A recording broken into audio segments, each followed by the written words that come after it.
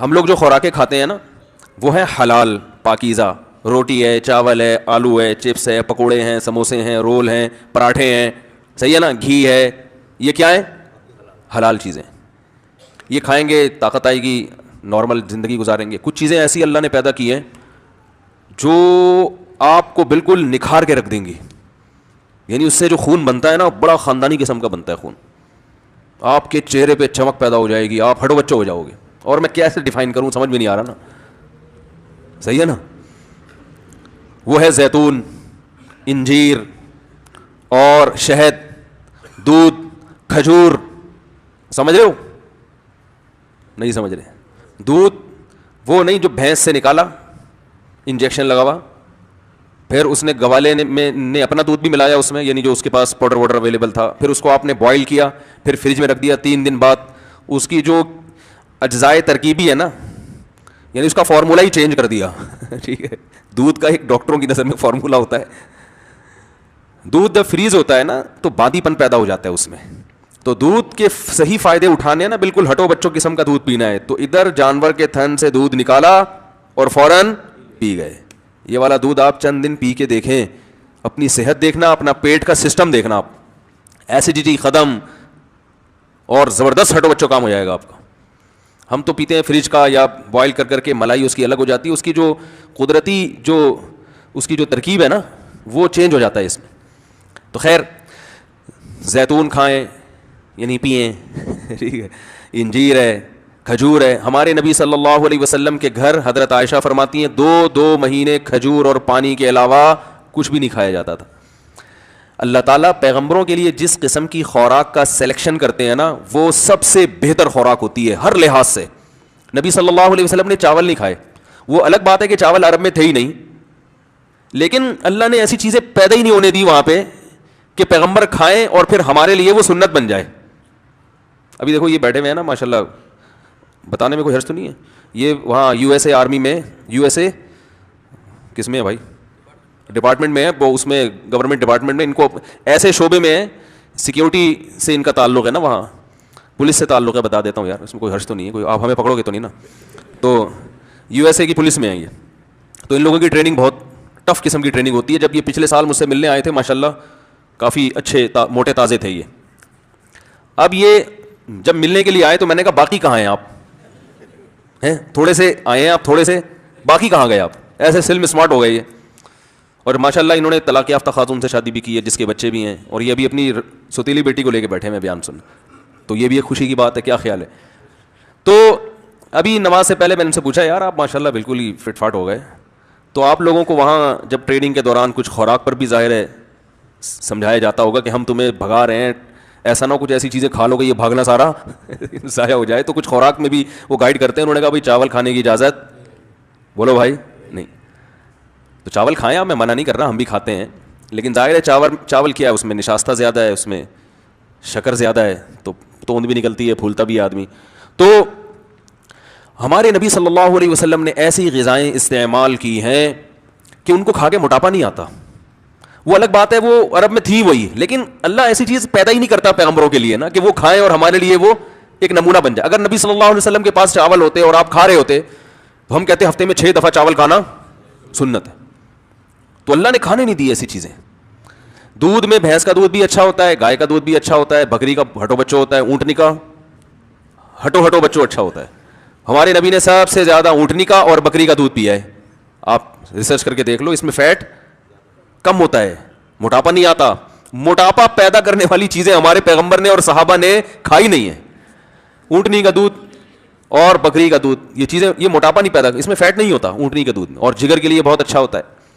پھر جو کھائیے، گندم بہت کم کھائیے. تو کھجور تو مستقل آپ کھجوریں کھاتے رہیں، عادت ڈالیں. آپ دیکھو آپ کے چہرہ پہ ایسی فریشنس آ جائے گی نا، کیونکہ آپ صلی اللہ علیہ وسلم نے فرمایا افطار کس سے کرو؟ کھجور سے. اس کو آپ نے طیب فرمایا، ایسی پاکیزہ چیز ہے. کیونکہ جب خالی پیٹ ہے نا تو جو کھاؤ گے ٹھا کر کے لگے گا جسم کو. تو ایسے موقع پہ گٹکا بھی کھا سکتے ہو، اس وقت جو گٹکے کا اثر ہوگا وہ بھرے ہوئے پیٹ نہیں ہوگا. چرس بھی پی سکتے ہو، سگریٹ بھی پی سکتے ہو، ہیروئن بھی کھا سکتے ہو، پی سکتے ہو، اور بریانی بھی پھوڑ سکتے ہو، کچھ بھی کھا سکتے ہو. لیکن آپ نے فرمایا کہ ایسے موقع پہ کیا کھانا ہے؟ کھجور.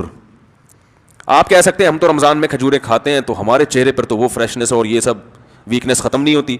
وجہ اس کی ہے کہ 2 دانے آپ کھجور کے کھاتے ہیں, پھر طبیعت سے رول سموسے پھوڑتے ہیں. ٹھیک ہے نا. تو بھائی کھجور کا مطلب پتا ہے, پھر کھجور ہی کھاؤ, پیٹ بھرو کھجور سے, اور یہ دماغ میں سے نکال دیں کہ کھجور کھائیں گے تو پھر فلاں چیز کی کمی کیسے پوری ہوگی. وہ سب کچھ اللہ نے اس میں, صرف کھجور ہی کھا لینا آپ, سب کچھ ہو جائے گا.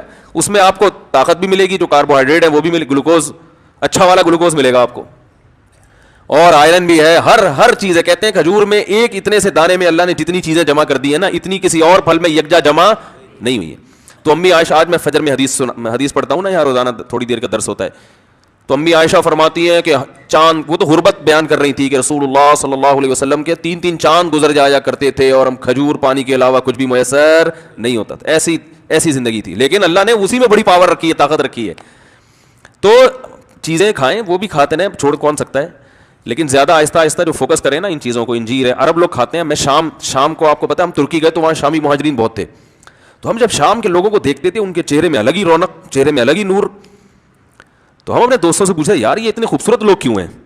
انہوں نے کہا یہ صدیوں سے انجیر, زیتون, کھجور, یہ 3 چیزیں کھاتے آ رہے ہیں, ان کا ناشتہ اس کے بغیر نہیں ہوتا. اور ہم لوگ کیا کھاتے آ رہے ہیں صدیوں سے؟ پراٹھے پھوڑتے آ رہے ہیں, جیم کے ساتھ مکھن بھی ہمارا پتہ نہیں کون سا والا مکھن ہوتا ہے بھائی, جس نے جو لا کے مکھن کے نام پہ پکڑا دیا وہ کھانا شروع کر دیا ہم نے. تو خیر یہ میرا موضوع نہیں ہے, پھر بات ادھر کو چلی جاتی ہے. تو نبی صلی اللہ علیہ وسلم نے ارشاد فرمایا, تو اسلام اندر کی طہارت کا بھی قائل. دیکھو قرآن نے قسم اٹھائی, والتین والزیتون, قسم ہے انجیر کی, قسم ہے زیتون کی, وہذا البلد الامین, اور اس مکہ والے شہر کی بھی قسم ہے. لقد خلقنا الانسان فی احسن تقویم, انسان کو ہم نے بہت خوبصورت تقویم میں, یعنی سب سے خوبصورت ہم نے انسان کو پیدا کیا ہے. اب دیکھو عجیب بات ہے, قسم جس چیز پہ اٹھائی جاتی ہے تو اس میں اور قسم میں کوئی مناسبت ہوتی ہے کہ نہیں ہوتی؟ مخلوق کے لیے اللہ کے علاوہ کسی اور کی قسم اٹھانا جائز نہیں ہے, لیکن جب اللہ قسم اٹھاتا ہے نا مخلوق کی, تو وہ دلیل کے طور پر گویا, یعنی اللہ اس میں یوں کہہ رہے ہیں کہ انجیر اور زیتون اور مکہ, بلد الامین سے مراد کیا ہے؟ مکہ, یہ تینوں اس بات پر گواہ ہیں کہ ہم نے انسان کو بہت ہی بہترین انداز میں پیدا کیا ہے. اب سوال پیدا ہوتا ہے انجیر کا اس قسم سے اور زیتون کا اس قسم سے اور مکہ کا انجیر زیتون سے کیا تعلق؟ بھائی یہ تینوں آپس میں کوئی میچنگ نہیں ہو رہی, ان تینوں کی آپس میں میچنگ نہیں ہو رہی, اور پھر قسم کی اس دعوے سے میچنگ نہیں ہو رہی جو اللہ نے قسم کے بعد دعویٰ کیا ہے. تو یہ بڑی خاندانی میچنگ ہے. جو انجیر اور زیتون کھاتے ہیں نا, انہی کا دماغ اتنا تیز ہوتا ہے کہ ان کو یہ میچنگ سمجھ میں آ جاتی. سمجھ رہے وہ کیا ہے؟ اللہ فرماتے ہیں کہ انسان کی خوراک میں نے انجیر اور زیتون بنائی. یہ خوراک کسی عام مخلوق کی نہیں ہو سکتی. یہ انسان کی جسمانی ترقی کے لیے بہترین غذائیں ہیں, بہترین غذائیں. اور مکہ انسان کی روحانی ترقی کے لیے, کیونکہ مکہ وحی کا مرکز ہے. تو تہذیب یافتہ زندگی گزارنے کے لیے گائیڈنس اس کو کہاں سے مل رہی ہے؟ مکہ سے, جو اس کی روح کو طاقت دے رہا ہے. اگر مکہ میں وہی نازل نہ ہوتی, انسان تہذیب سے دور ہوتا, زنا کر رہے ہوتے, گے میرج کو حلال کر دیا ہوتا, ہومو سیکس کو جیسے کر دیا انہوں نے, ابا کو اولڈ ہوم میں جمع کرا رہے ہوتے, ہم بھی کرا رہے ہوتے. ہم کیوں نہیں کراتے بھائی؟ ارے ابا اماں کو ہم کیوں گھر میں خدمت کرتے ہیں؟ مذہب کی وجہ سے نا. کیا خیال ہے بھائی؟ ورنہ تو ہم ہر چیز میں گوروں کو فالو کر رہے ہیں, تو پھر ابا کو گھر میں کیوں رکھا ہوا ہے؟ گورے تو ابا کو گھر میں نہیں رکھتے. بھائی نہیں سمجھ میں آ رہا تو بتا دو, میں گھر چلا جاتا ہوں.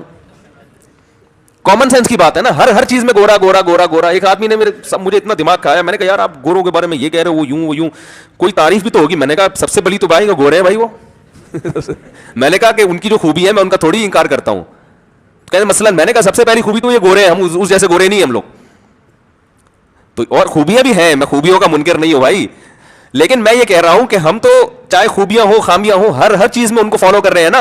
گورے ہونے کے علاوہ بھی خوبی ہے, یہ نہیں کہ صرف گورے ہی ہونا ہے, اس کے علاوہ بھی کچھ خوبیاں ہیں ان کے اندر. 2 نمبریاں نہیں ہے, منافقت نہیں ہے, یہ سب چیزیں نہیں ہیں وہاں پہ. تو اب کیا ہے کہ ہر چیز میں ان کو فالو کر رہے ہیں. تو اس اصول کے تحت تو ہمیں اپنے ابا اماں کو کہاں جمع کرا دینا چاہیے تھا, لیکن نہیں جمع کراتے. بھائی مذہب ہے یار, اللہ اس کے رسول کا حکم ہے, تو عذاب آئے گا. تو یہ جو تہذیب والی تعلیم جو روح کو طاقت دینے کے لیے ضروری ہے, یہ مکہ ہے. اس وجہ سے یہ سب چیزیں ہمیں ملی ہے, کیونکہ وہی نازل ہونا کہاں سے شروع ہوئی؟ مکہ سے. تو مکہ مرکز ہے جس سے انسان کو گائیڈنس ملی, روحانی زندگی, روحانی طاقت ملی. اور اللہ فرماتے ہیں تمہاری جسمانی طاقت کے لیے کیا رکھا ہے میں نے, انجیر اور زیتون. اس سے پتہ چلتا ہے کہ انسان عام مخلوق سے ہٹ کر ہے, اس کی روحانی ترقی کی بھی انتظام ہم نے کیا ہے. اور باڈی کو بہترین خوبصورت بنانے کے لیے جو غذائیں ہم نے اس کو دی ہیں وہ بھی انجیر اور زیتون جیسی خاندانی غذائیں ہیں. اس سے پتہ چلتا ہے انجیر اور زیتون کیا چیز ہے. سمجھ رہے ہو کہ نہیں سمجھ رہے؟ لیکن زیتون پکا کے نہیں کھایا کریں, اس میں نقصان ہوتا ہے.